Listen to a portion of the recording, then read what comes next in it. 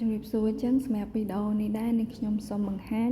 តាក់ទងជាមួយនឹង account manager ដែលគាត់ត្រូវធ្វើការ set up roster របស់យើងចាអញ្ចឹងដើម្បីធ្វើការ set up roster បានគឺយើងចូលមុខងារមួយគឺឈ្មោះថា roster ចាអញ្ចឹងយើងចុចលើ roster មកចាអញ្ចឹងនៅកន្លែងនេះដែរគឺយើងនឹងបង្ហាញតាក់ទងជាមួយនឹងព័ត៌មានរបស់បុគ្គលិករបស់យើងចាអញ្ចឹងនៅខាងក្រោមនេះគឺយើងមានជ្រើសរើសជាប្រភេទបុគ្គលិក company ឬមួយក៏ period របស់យើងអញ្ចឹងឧទាហរណ៍ថាយើងចង់ផ្លាស់ប្ដូរនៅ period ខែណាអញ្ចឹងយើងអាច select period របស់យើងមកអញ្ចឹងតកតងនឹងកន្លែងនេះខ្ញុំសូមជ្រើសរើស period របស់យើងគឺចន្លោះពីថ្ងៃទី21ខែ11រហូតដល់ថ្ងៃទី20ខែ12ចាអញ្ចឹងនេះគឺជាព័ត៌មានសម្រាប់បុគ្គលិកដែលស្ថិតនៅក្នុង period ហ្នឹងអញ្ចឹងឧទាហរណ៍ខ្ញុំចូល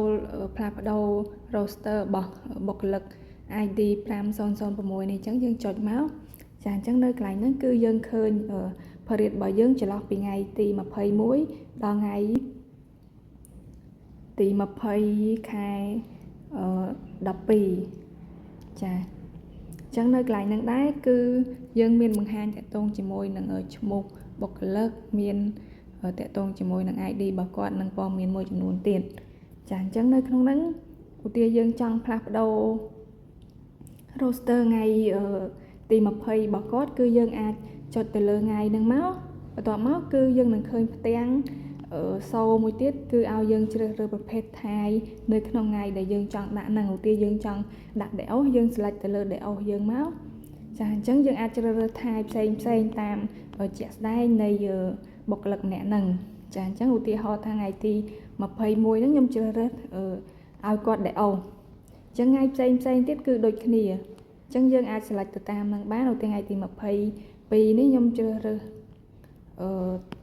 ថ្ងៃណាដែលយើងចង់ដាក់ចឹងទៅចាអញ្ចឹងបន្ទាប់ពីយើងជ្រើសរើស